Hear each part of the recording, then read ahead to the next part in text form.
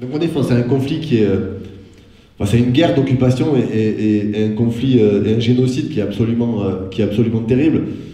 On nous pose souvent la question de savoir qu'est-ce que vous pouvez faire, vous, comme parlementaire d'opposition, parce que vous n'avez pas échappé qu'on n'est pas majoritaire encore à l'Assemblée.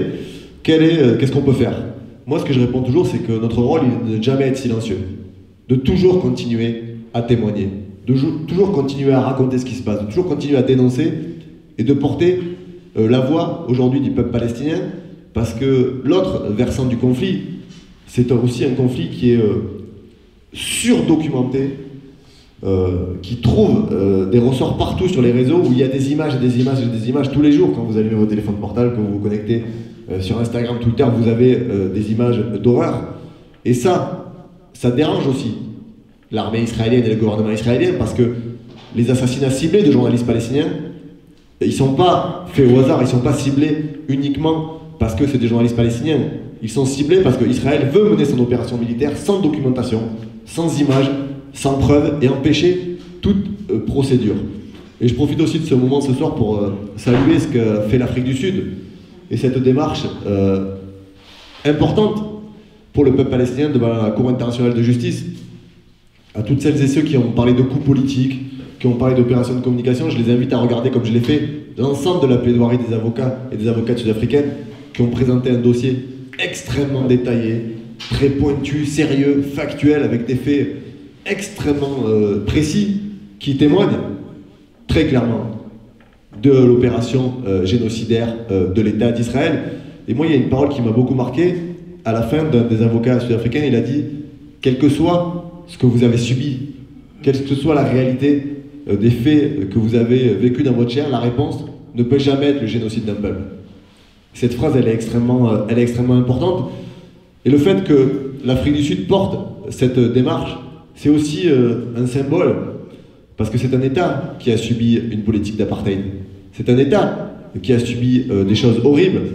Le peuple sud-africain s'est débarrassé de cet apartheid-là. Mais il s'en est aussi débarrassé à la fois par sa lutte à l'intérieur, mais par une énorme solidarité internationale.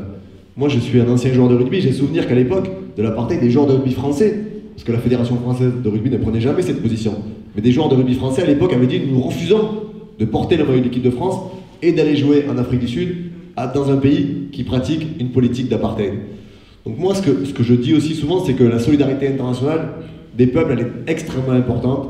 Elle passe par différentes mesures.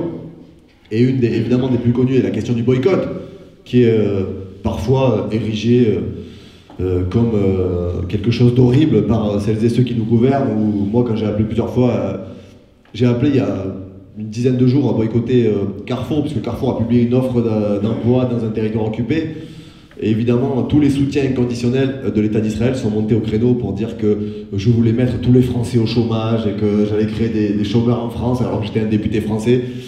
Mais le fait que ces gens soient aujourd'hui si agressifs avec nous, si violents, et que le seul argument aujourd'hui qui nous est opposé, en vérité, c'est que nous serions des gens qui sont des antisémites. C'est le seul argument qui est aujourd'hui porté par celles et ceux qui continuent de soutenir de manière inconditionnelle l'État d'Israël. Moi, je mets au défi quiconque de trouver dans mes prises de position un propos antisémite ou quelque chose qui s'apparente à de l'antisémitisme, pour une raison très simple, c'est que je parle jamais de juifs ou de musulmans ou de catholiques. Je ne parle jamais de religion quand je parle de conflit entre Israël et Palestine. Pour moi, c'est un conflit, et pour nous, c'est un conflit politique qui doit se régler politiquement. Et c'est les soutiens de l'État d'Israël qui ont réussi depuis quelques années, il faut le reconnaître, à transférer la question de cette situation-là sur le terrain religieux et non plus sur le terrain politique.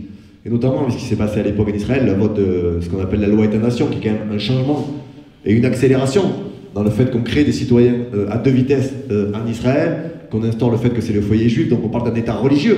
C'est quand même aujourd'hui une évolution fondamentale. Donc nous, on continue de dire que la question et la résolution du conflit, elle est politique.